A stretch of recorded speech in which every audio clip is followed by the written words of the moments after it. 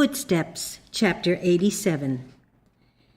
When one of the students failed to perform his or her human task from the spiritual standpoint, Mrs. Eddy's personal inclinations might be not to be severe with that student. Yet, from her standpoint of spiritual perception, the outward evidence was all she needed to prove that the student was lending himself or herself to be a channel for animal magnetism, which was a condition she could not permit, either for the student's sake, for her own sake, or that of the cause. Surely, if she had tolerated any of the students being used by animal magnetism, would that not have provided the adversary with a means whereby error might find lodgment in the home? When Mrs. Eddy's students were in a state of material-mindedness, they could do nothing for her that would satisfy her. Often they knew that she rebuked their efforts when they were humanly correct. If, however, a man should permit a belt studded with long spikes to be placed around his waist, and if by some possibility he was ignorant of this fact, he might wonder why his friends did not want him to come near them, and why they accused him of causing them suffering, even when he approached them from the standpoint of love and service. His loving attempts to serve would cause misery. This illustration uncovers the seeming mystery of our leader's experiences in her home, where she felt, through the thought of those who ministered to her, a pang of suffering. She said to one student, "Your tender thought reaches me and costs me much." Had that tender thought been free from all human sense, no suffering would have ensued. Why was our leader so positive on this one point, even to the degree that she ran the danger of being misunderstood by those nearest and dearest to her? It was because her very life was so dependent upon the spiritual poise of her thought that to let into the atmosphere of the home what might result in the lowering of her spiritual sense would be equivalent to allowing an insane man to roam around the home with a gun in his hand.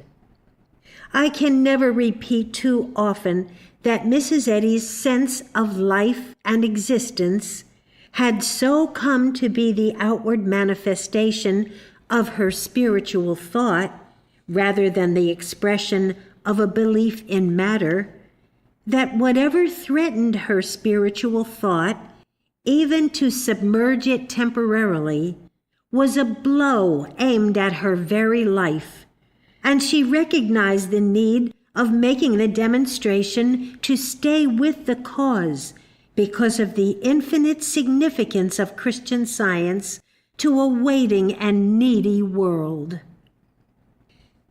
It is difficult, even for the advanced students who have a belief of physical strength and well-being to sustain them, when their spiritual thought becomes dimmed, to appreciate what a frail sense of physical health Mrs. Eddy had to rely on, apart from demonstration.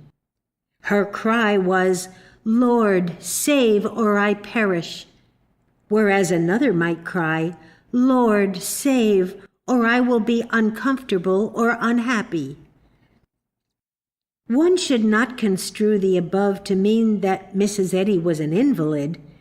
How could a woman be an invalid in any sense of the word and sit at her desk every day, turning out the work that would exhaust 5 strong, healthy persons?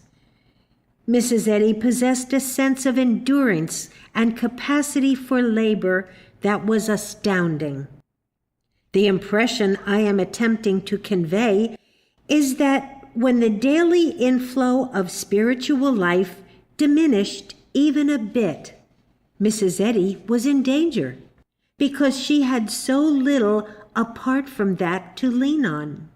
Hence, it is no wonder that she definitely affirmed that any attempt to introduce into her experience that which proceeded from mortal belief or animal magnetism was attempted mental murder.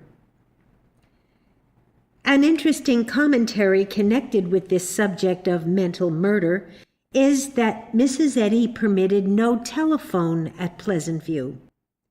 All calls had to be made over public phones located in the heart of the city.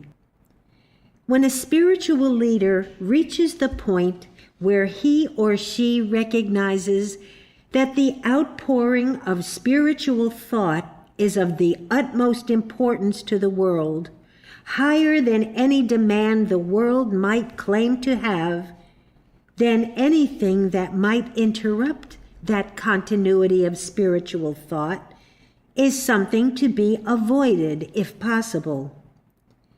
Mrs. Eddy knew that a telephone could easily become the medium through which a connection might be established with many whose thought would be barred from the home through all other channels.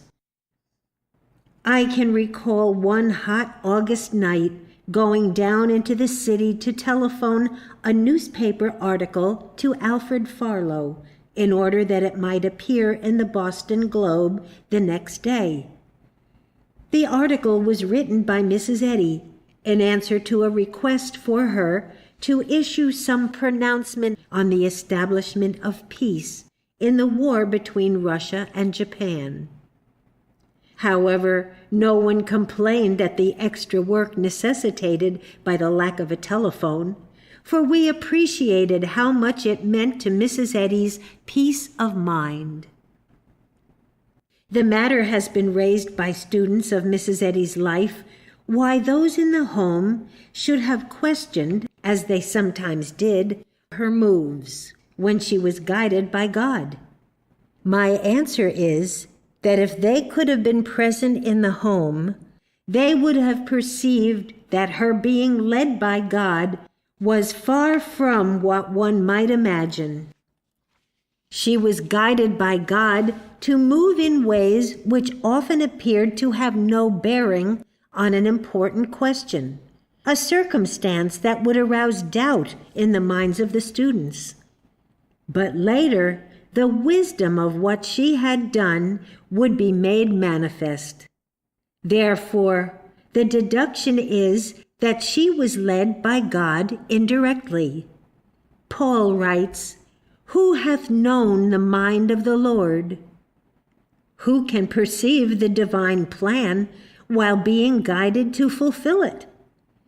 The test of man's faith is to be directed on a path, the objective of which seems either unreasonable or non-existent to the human mind, and yet to continue on it, because the conviction is present that it is the divine leading.